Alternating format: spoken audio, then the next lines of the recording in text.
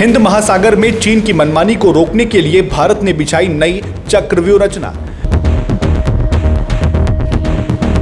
Malacca strait के entry point पर मौजूद इंडोनेशियाई संबाग पोर्ट को नया रूप देगा भारत।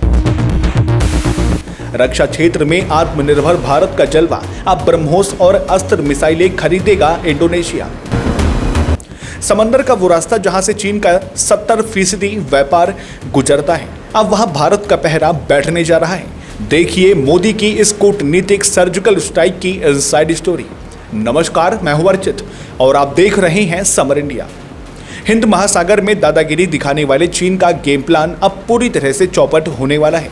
प्रधानमंत्री नरेंद्र मोदी की इंडोनेशिया यात्रा ने ड्रैगन के खेमे में भारी हड़कंप मचा दिया है। दरअसल भारत और इंडोनेशिया ने मिलकर अपनी समुद्री सुरक्षा और सैन्य कूटनीति को एक नई ऊंचाई पर पहुंचाते हुए संबाग पोर्ट को साझा तौर पर विकसित करने का महासमझौता कर लिया है।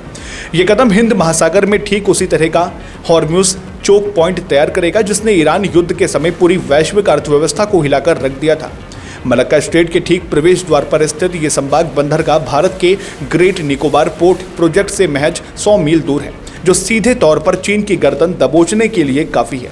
इस रणनीतिक समझौते पर पीएम मोदी और इंडोनेशिया के नए राष्ट्रपति प्रबोवो सुबियांतो के बीच बेहद गहन चर्चा के बाद हस्ताक्षर हुए हैं।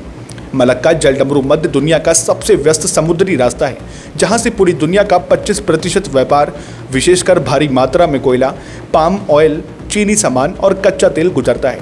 ये रास्ता भारत के लिए भी पेट्रोलियम और भारी मशीनरी के व्यापार के लिहाज से एक लाइफलाइन की तरह काम करता है। अब संबाग द्वीप पर भारत का दखल बढ़ने से चीन की नौसेना के लिए इस क्षेत्र में मनमानी करना नामुमकिन हो जाएगा। इस ऐतिहासिक दौरे के दौरान इंडोनेशिया संसद में खड़े होकर पीएम मोदी ने चीन का नाम लिए बिना उसे खरी खोटी सुनाई।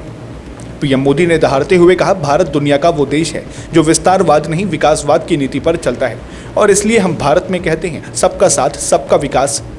आपको बता दें कि इस महादौरे में दोनों देशों के बीच कुल 10 बड़े ऐतिहासिक समझौते हुए। इस डील के तहत भारत न केवल संबाग पोर्ट का आधुनिकीकरण करेगा बल्कि इंडोनेशिया को ईवीएम बनाने की तकनीक भी देगा।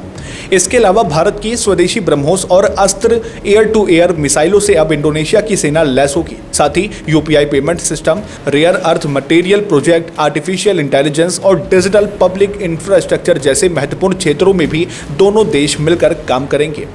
फिलहाल आपका इस खबर को लेकर क्या विचार है? अपनी राय कमेंट बॉक्स में जरूर साझा करें, लाइक करें, शेयर करें और सब्सक्राइब करें समर इंडिया को। फिर मिलते हैं एक और नए अपडेट के साथ, तब तक के लिए नमस्कार, जय हिंद, जय भारत।